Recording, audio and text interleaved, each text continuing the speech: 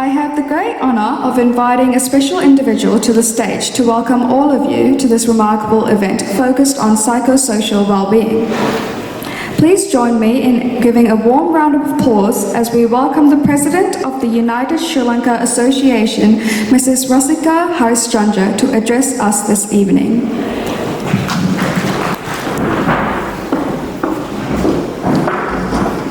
Ladies and gentlemen, today we gather here as a united community driven by a common goal to uplift the psychosocial well-being of those who have been affected by the recent flooding and Cyclone Gabriel. I stand before you as the President of the United Sri Lanka Association, proud and honoured to address this esteemed gathering. In times of adversity, it is crucial that we come together as a community, supporting one another and offering solace to those in need.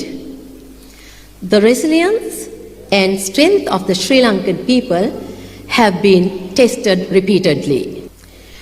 Today, we extend our heartfelt gratitude to two distinguished individuals who have graciously joined us, Dr. Tony Fernando and Mr. Daya Pratapasinghe. Their valuable sessions, coupled with a Sri Lankan authentic dinner and relaxing music, will create an atmosphere of relaxation and stress relief, providing the necessary strength to face any future natural disasters that may come our way. I encourage each and every one of you to join us on this remarkable journey. If you haven't already, please take a moment to fill out one of the forms provided and hand it over to us. By becoming a member, you expose yourself to a wide range of services and opportunities that you may not have access to otherwise. Together, we can create a stronger, more resilient community that thrives on the support and collaboration of its members. As we embark on this evening, filled with insightful sessions, delightful cuisine, and soul-soothing music, I express my heartfelt gratitude to all of you for attending this evening today. As we gather here today, let us take a moment to remember and honour the victims who have lost lives and experienced hardship during Cyclone Gabriel and the recent floodings. We will now partake in 1 minute silence to reflect upon those lives. We have a distinguished speaker, Mr. Daya Pratapasinghe, who will enlighten us about psychosocial well-being. Mr. Pratapasinghe is an expert in this field and has dedicated his life to promoting mental health. Mr. Daya Pratapasinghe is a professional with decades of experience in the field of sports and physical education. Ladies and gentlemen, good evening.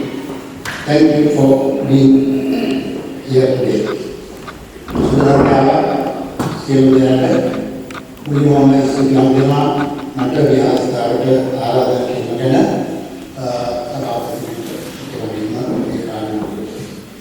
මගේ කාර්ය විදිහට මොකද කරුනේ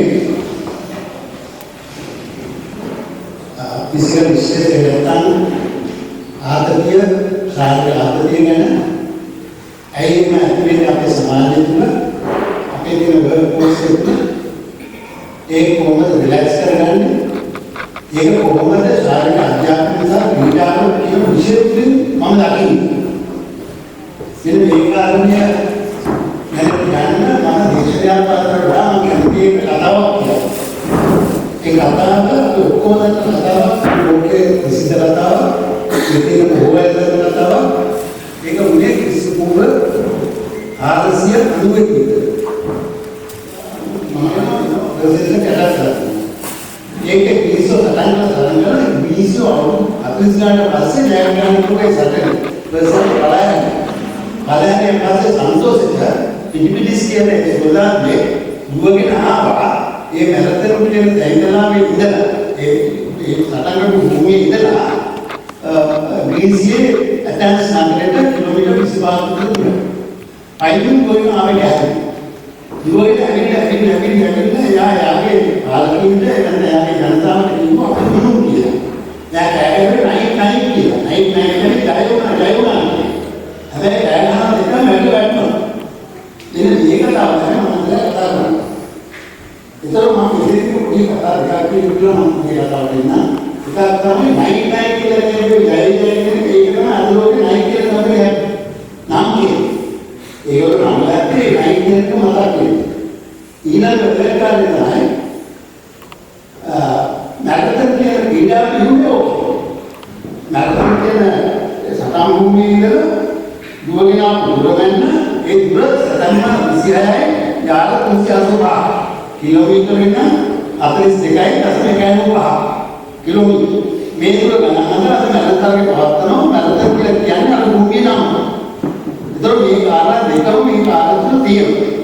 ඊළඟ කාර්යය තමයි මෙයා මැරලා වැටුනේ එක සැරේට. ඇයි? මැරලා වැටුනේ හේතුව. ඒතකොට කවුරුහරි මම ප්‍රශ්නයක් අහන්න පුළුවන් ඉන්නකෙත් හේතුව මැරෙනවා නම් අපි හේතුව නෝද අපි ව්‍යායාම කරනවා අපි ඒස් කරනවා අපි අවසර දුවනවා කොහොමද තේරෙනවද? ඒතරම් එකක් දෙන්න නෑ එහෙම වෙන්නේ නෑ. හේතුව එක්ක ක්‍රීඩා විශේෂයකට අපි අත්දැකන්නේ නෙමෙයි. ඒක වෙනස්. අපි හේතු උනාට පස්සේ අපිට පුළුවන් නම් හොඳ නිින්දකට පස්සේ ඒක හොඳ බෙඩ් එකකට පස්සේ බෙඩ් එකකට පස්සේ අපිට හේතුණා අන්නේ හේතු වැඩ ඒ හේතු අසනීප ඒ හේතු නරක හේතු දිගට යන අන්තිම නරක ඒ හේතු මැරෙන්න ඒ හේතු අසනීප වෙන්න පුළුවන් විනාශ රෝගෙ වෙනවා නිසා මේ හේතු ගැන මම කතා කරන්නේ මේ හේතු කොහොමද අපි අත්දැකලා තියෙන්නේ කොහොමද කියන්නේ මේ හේතු වල බෙහෙත් කොහොමද මේ ඒක රිලැක්ස් ඉදාසේ වෙන ගෙදර ඇතුළේ ගිනාම කාලා වැඩ කරලා ගඟෙන් නාලා රිලැක්ස් එක වෙලා අතට නිදාගෙන වෙන වැඩ නැහැ උදේ පාන්දර නැගිටලා එහෙම ගියේ හරි ඒක හොඳයි ඒක ප්‍රශ්න නැහැ මේසුනේ ප්‍රශ්න තිබුණේ නැහැ නමුත් අද කාලේ උදේ ඉඳන් වැඩ කරුවොත් නැත අපේ මිනිස්සු උදේ ඉඳන් හැන්ද වෙනකන් වෙලාවක් නැහැ ටයිම් එකක් නැහැ කාලයක් නැහැ වැඩ ගොන්නක් පුරවගෙන එක දිගටම උදේ පාන්දර නැගිටලා අන්දා ගෙදරට වැඩ. එයිලා රාත්‍ර හැමෝම නිදා ගන්න බෑ කම්පියුටර්. ඊට පස්සෙත් බෑ. එයිලා උදේ පාන්දර එකට දෙකට තමයි නිදාගන්නේ ආපහු උදේ ආයෙත් අතර නැගිටලා වැඩ යනවා. නන් ස්ටොප්. විවේකයක් නැහැ. සීලතාවේ ඉවරයක් නැහැ. මොකද වැඩ කොහොමද කර ගන්න ඕන. කාලය ගැන හිතන්නේ නැහැ. එතකොට එහෙම සමාජයකට තමයි අපි ඇවිල්ලා තියෙන්නේ. අර සමාජයේ මේ සමාජය අතර වෙනසක් තියෙනවා. ඒ වෙනසක මොකක්ද වෙනස? දැනට ඔයාලට තියෙනවා ඒ කාලේ මිනිස්සුන්ගේ ශීඝ්‍ර පේශිමය ක්‍රියාකරන ගොන්නේ 200 වාරයක් අඩි දැන් මිනිස්සුන්ගේ. ඒ කියන්නේ දැන් මිනිස්සුන්ට ඒව දරා ගන්න බෑ. ඒ කාලේ මිනිස්සු කරපුවට දැන් මිනිස්සු කරන්න බෑ. ඒ මිනිස්සුන්ට පුළුවන් ඒක. ගෑනු වංගෙඩිය පොටලා වෙන කෙරුවා අතින් වයින් පොටලා පොහු කෙරුවා අත එහෙම නෙවෙයි අද සිරෝදයාගේ ආන්තිකයි සිරෝදයාට අම්බෙලයිස් කරලා සිරෝදයා මේක නිකන් මිනිස්සුනේ අද මිනිස්සු ලොකු වැඩ කරන්න පුළුවන් ශක්තියක් නැහැ. ඒක කරන්න දරාගෙන හැකියාවක් නැහැ. ඒ නිසා අද මිනිස්සු ස්ට්‍රෙස් වලට වැඩි. ඒ ස්ට්‍රෙස් එක නැති කරගන්න ඕන. මේ කතාවත් ඉතාල වැදගත් මේ මගේ කතාව. දෙවෙනි කතාව. ඒක තමයි 1900 ගණන් වල හිටිය බෙඩ් කියලා ක්‍රීඩකෙක්. එයා මේ මොනවාද මේ බේස්බෝල් ක්‍රීඩකෙක් ලෝකේ අද්විතීය ක්‍රීඩකෙක්. එයාගෙන කතා වුණාම ලෝකෙම 1900 වර්ෂයේ දශකයේ මේ ශතවර්ෂයේ පටන් ගන්නකොට මේ ක්‍රීඩා ගැන මුළු ලෝකෙම කතා වුණා. කතා වුණේ එයාගේ ඇස්, එයාගේ ස්පර්ශය, දකින්න දේවල්, එයාගේ මූවමන්ට්ස් ඔක්කොම පර්ෆෙක්ට්. 100% පර්ෆෙක්ට්. හරිසෝ. එච්චර දක්ෂ ක්‍රීඩකෙක් ලෝකේ දකින්න ආසයි මිනිස්සු මේ ගැන කතා වුණා උලා මිනිස්සු. අන්තිමේ දුන්නේ මොකද්ද? ශාරීරික අධ්‍යාපන ක්‍රීඩාන්තිය වරගොල්ලෝ මේගොල්ලෝ මේක හෙව්වා. කොහොමද ඒගොල්ලෝ දැනගත්ත කාලේ මෙයාට පුහුණු කරුවෙක් විතරක් නෙවෙයි හිටියේ. තවත් එක්කෙනෙක් මෙයාට හිටියා. ඒකයි ආ එච්චර දිනුනේ. අනිත් අයට වඩා අභිභාගී. ඒක කවුද දන්නවද? ඒ මානසික වෛද්‍යවරයෙක්. සයිකොලොජිස්ට් කෙනෙක්. මේ සයිකොලොජිස්ට් කෙනෙක් ක්‍රීඩාවට එකතු වෙන පස්සේ තමයි එයාගේ දියුණුව. එයාගේ දියුණුවේ. එයාගේ මානසික වර්ධනයත් වැඩි වුණා. ඒ නිසා අද වර්තමාන ලෝකේ කවදාවත් ක්‍රීඩකෙක් බිහි වෙන්නේ නැහැ. ක්‍රීඩා පුහුණු කරපු කෙනෙක් විතරයි. ඒ ක්‍රීඩා පුහුණු කරපුවා ස්පෝර්ට්ස් සයිකොලොජි අන්නේ නැත්තා. ඒ නිසා වර්තමාන Dr. Tony Fernando is a leading expert in mental health and has dedicated his career to improving the lives of individuals through his research and practice.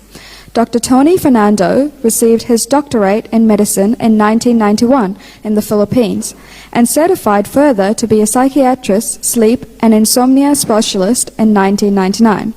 Dr. Tony Fernando is a consultant psychiatrist and academic from the University of Auckland and has been a senior lecturer in the School of Medicine in Auckland. How the mind shapes what I have perceived and then comes up with reality.